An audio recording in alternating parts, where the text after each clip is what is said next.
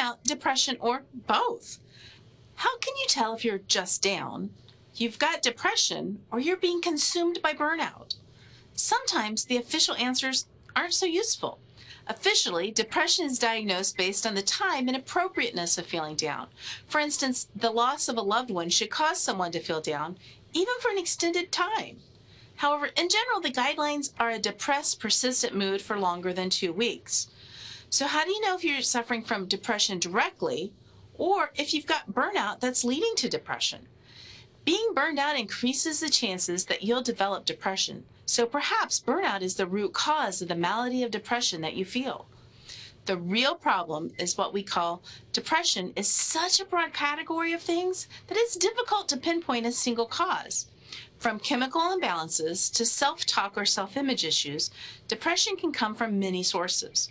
Finding the root of depression keeps many counselors busy, and despite good work, counseling often seems to have a limited ability to locate and eradicate the root cause.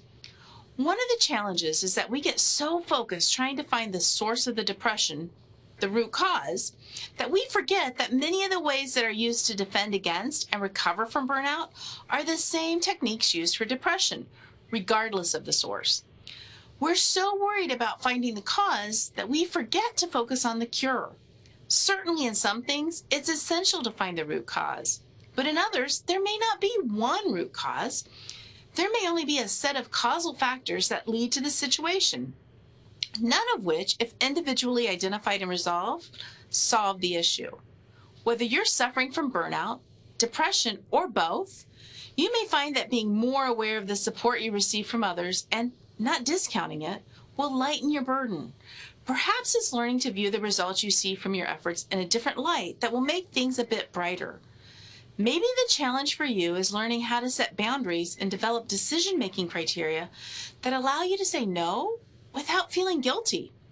Ultimately, the most powerful approach to dealing with burnout or depression is changing the way that we view ourselves in terms of both our self-talk, the way we talk to ourselves, and self-care, the way we take care of ourselves.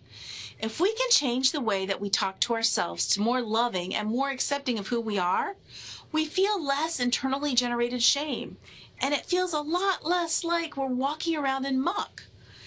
If we can learn effective self-care strategies, we can feel like we're not indulging ourselves as much as we're rejuvenating ourselves.